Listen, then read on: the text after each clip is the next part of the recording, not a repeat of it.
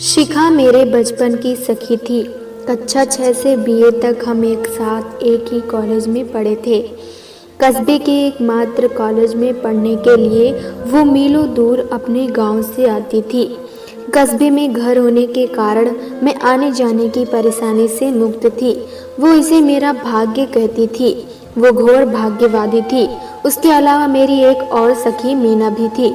वो दूसरे गांव से आती, पर जमींदार परिवार की होने के कारण उसके पास आने जाने के साधन थे। बाद में वो साइकिल से आने जाने लगी। उसके पिता हमारे कॉलेज में ही लेक्चर थे। शिखा के चाचा भी कॉलेज में प्रवक्ता थे, पर उसके पिताजी अमीरों के घर पूजा पाठ कराने का काम करते थे। 3 भाई और 3 बहनों वाले उसके परिवार में कुल 7 लोग थे और कमाई नामात्र की खेती बाड़ी और चाचा जी की मदद से किसी तरह बच्चों की शिक्षा व परवरिश हो रही थी। बड़े भाई एमए करके भी बेरोजगार थे, साथ ही उनकी शादी भी हो गई थी। उसकी माँ बहुत दुखी रहा करती, क्योंकि उसके पिता अपनी जिम्मेदारियों को लेकर सीरियस नहीं थे। शिखा खुद को अभागी कहती थी। मैं उसे समझाती, कॉलेज के दिन भरपूर ऊर्जा और उमंग और सुनहरे सपनों के दिन होते हैं। हम तीनों की पढ़ाई में होशियार थे, इसलिए अध्यापकों के प्रिय थे। मीना और मैं दोनों शरारती भी कम नहीं थे। हर बात पर हंसते खिलखिलाते, पर शिखा अक्सर उदास रहती। वो हमेशा बड़ी बुढ़ियों की तरह बात करती। हम उसके दुख की तह तक नहीं पहुंच पाते थे। तीनों का एक दूसरे के घर आना जाना भी खूब होता। एक दूसरे के घर रुक भी जाते। शिखा के भाई के गौने में हम 2-3 उसके गांव में रुक गए थे। घर में गरीबी साफ दिख रही थी। मीना के गांव में मुझे जो मजा मिलता था वो शिखा के गांव में नहीं मिलता था। मीना के घर जाते हुए हम उसके खेतों से ढेर सारे मटर तोड़कर ले जाते और उसकी स्वादिष्ट घुगनी छक कर खाते। उसके बाग में बड़हड़, फालसे, आम, जामुन, लीची के बहुत सारे पेड़ थे। हम पूरे दिन बाग में घूमते और फल तोड़कर खाते। एक नदी भी थी जिसके किनारे एक नाव लगी रहती। हम नाव में बैठकर थोड़ी दूर सैर भी करते।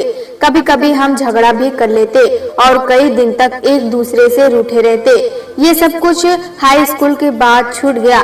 बड़ी हो गई हो कहकर सखियों के गांव में रुकने पर प्रतिबंध लगा दिया गया, पर दिन में हम एक दूसरे के घर आते जाते रहे। हाई स्कूल में हम तीनों ने खूब मेहनत की। मैंने कॉलेज टॉप किया। मीना भी प्रथम श्रेणी ले आई, पर शिखा मात्र 8 नंबर से प्रथम नहीं आ पाई। वो खूब रोई और खुद को अभागी कहने लगी।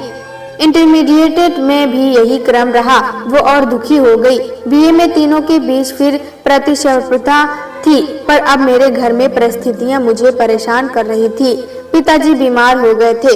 छोटी सी चाय की दुकान से 7 भाई बहनों की पढ़ाई और खाना खर्चा चलाना मुश्किल था, इसलिए मेरी पढ़ाई छुड़वाने की बात हो रही थी, पर मैं पढ़ाई छोड़ने के लिए तैयार नहीं थी। शिखा के भाई की नौकरी अभी तक नहीं लगी थी, जबकि वो 2 बच्चियों का पिता बन चुका था। मीना अब भी हद से बेहतर स्थिति में थी। शिखा और मुझ में बस ये अंतर था कि मैं उसकी तरह हार मानकर भाग्य को नहीं कोसती थी। संघर्षों में मेरा विश्वास था, पर शिखा हर बात में भाग्य को कोसती और हार मान बैठती थी। हमारी परीक्षाएं निकट थी। हम जी जान से अपनी पढ़ाई करने लगे। परीक्षा समाप्त कर मैं नानी के घर चली गई। रिजल्ट निकला। इस बार शिखा ने बाजी मार ली थी। उसके नंबर हम दोनों से ऊपर थे, पर इस खुशी को देखने सुनने के लिए शिखा नहीं थी।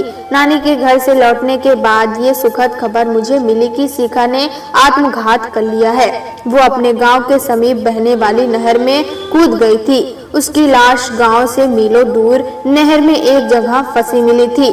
खबर पाकर उसके पिता और भाई गए, पर उसे घर नहीं लाए, बल्कि जिस मोड़ पर उसकी लाश अवरुद्ध हुई थी वो रास्ता खोलकर उसे नहर में आगे बहा दिया। प्रत्यक्षदर्शियों ने बताया कि शिखा के लंबे घने केश पानी की सतह पर लहरा रहे थे। लग रहा था जैसे कोई जल परी तैर रही थी। भी वो बहुत सुंदर, गौर वर्ण, लंबे केश के साथ बड़ी बड़ी आंखें और सुंदर सुडौल शरीर। हम उसे हेमा मालिनी कहकर छेड़ते थे। जवान लड़की की असामयिक मृत्यु पर अफवाहें भी बहुत उड़ाई जाती है। एक अफवाह यह थी कि शिखा का किसी अधिकारी के घर आना जाना हो गया था।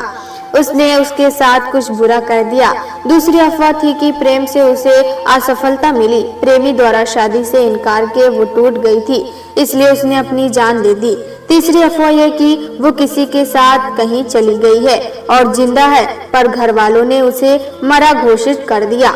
ऊंची जाति की नाक का पश्च जो था, पर इन अफवाहों को मैंने सिरे से खारिज कर दिया। मुझे शिखा पर खुद से ज्यादा विश्वास था। मैंने सबसे कहा कि एक बार मैं गलत हो सकती हूँ, पर शिखा नहीं। वो भावुक थी, आत्महत्या की कायरता पर सकती थी, पर प्रेम प्यार का व्यभिचार नहीं। मेरे मन में ये कसक थी कि उन दिनों मैं उसके साथ क्यों नहीं थी। होती तो हमेशा की तरह उसे डिप्रेशन से निकाल ले जाती। आखिर चंद दिनों में ही उसके साथ ऐसा क्या हो गया था कि उसने ऐसा कदम उठा लिया था। परीक्षा की तैयारी के समय उसने ये तो बताया था कि चाचा जी ने जमीन जायदाद का बंटवारा कर लिया है।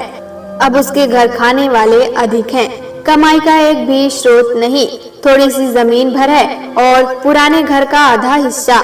तब मैंने उसे समझाया था कि किसी तरह पेपर दे लो, रिजल्ट के बाद किसी नौकरी की तलाश की जाएगी। आखिरी पेपर देकर वो मेरे घर आई थी और खूब रोई थी कि उसके चाचा ने उससे छोटी अपनी बेटी का विवाह कर दिया है, जिससे गांव के लोग उसको संदेह की नजर से देख रहे हैं कि बड़ी होकर भी वो कुंवारी क्यों है। एक जगह से विवाह का रिश्ता उसके लिए भी आया है, पर बिना दान दहेज के विवाह कैसे होगा।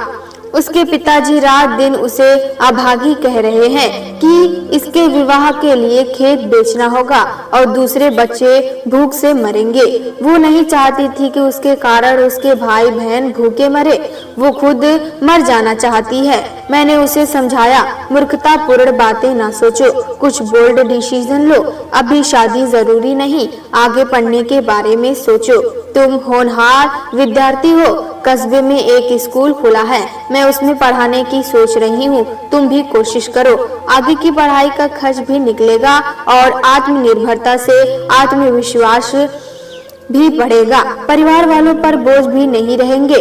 पर वो राजी नहीं हुई, कहने लगी गांव में मेरे इतना पढ़ने का ही विरोध होता है, मुझसे छोटी लड़कियों का विवाह हो गया है, बाहर रहकर नौकरी करना तो बदनामी का कारक बन जाएगा।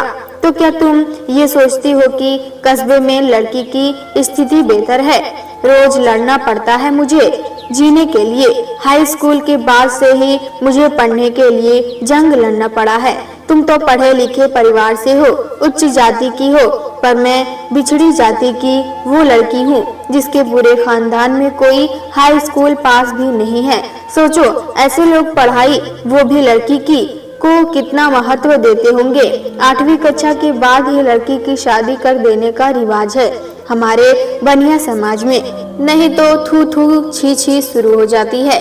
ऐसे में भी MA PhD करना चाहती हूँ, नौकरी करना चाहती हूँ, लेखिका बनना चाहती हूँ। आसान है क्या ये सब? पर मैं लड़ूंगी, भाग्य को कोसकर चुप नहीं बैठ जाऊंगी। जिंदगी हमें जो दे रही है उसी में से अपना पारपया खींचना होगा हमें। हम क्यों हार मान ले? हम कोई गलत काम तो कर नहीं रहे, पढ़ना ही तो चाहते हैं। तुम्हें हौसला करना ही होगा शिखा, पर मैं तुम्हारी तरह साहसी नहीं हूँ। मेरा भाग्य, प्लीज शिखा, भाग्य का नाम न लेना। हजारी प्रसाद त्रिवेदी के कुटज को पढ़ी हो ना, किस तरह वो पहाड़ की छाती को चीरकर अपनी जीवनी शक्ति ले लेता है और हमेशा हरा भरा रहता है। हम इंसान होकर भी क्या किसी कुटज वृक्ष से भी गए गुजरे हैं? शिखा मान गई थी, उसे लड़कर आगे बढ़ने का वादा किया था, पर कुछ दिन गांव में रहकर वो फिर जाने किन उलझनों का शिकार हो गई। पिता के तानों, भाई की बेरोजगारी, छोटे भाई बहनों के भविष्य और माँ का दुख। आखिर किस बात ने उसे इतना तोड़ दिया कि उसने हार मान ली?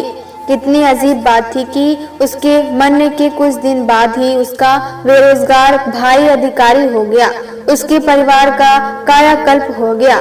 वो गांव छोड़कर बड़े शहर के बड़े बंगले में रहने लगे।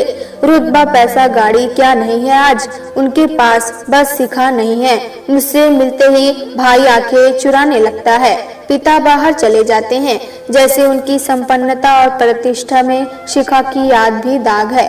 बस शिखा की माँ रोने लगती है कि आज उनकी बेटी भी मेरी इतनी ही होती। पढ़ाई के दिनों में मुझे अक्सर शिखा के सपने आते। पीएचडी के दौरान वो भी फाइल लिए विश्वविद्यालय की सीढ़ियों पर दिखती और शिकायत करती, तुम पहले क्यों चली गई, मुझे साथ ले लेती। मैं खुशी से चीखती कि आँख खुल जाती। आज उम्र के चौथे दशक में सोचती हूँ कि तुम होती तो कैसी दिखती शिखा। हम मिलकर अपने पुराने दिन याद करके एक दूसरे का दुख सुख बांटते, पर तुम नहीं हो तो तुम जिंदगी से लड़ ना सकी। मुझे देखो, आज भी लड़ रही हूँ हर पल। तुम्हारा दुख मुझे आज भी सालता है। तुमने हार क्यों मान ली शिखा? कुछ दिन और सब्र कर लेती तो कम से कम आज जिंदा तो होती। प्यारे दोस्तों, अगर ये कहानी आपको पसंद आए तो लाइक सब्सक्राइब करना ना भूलें।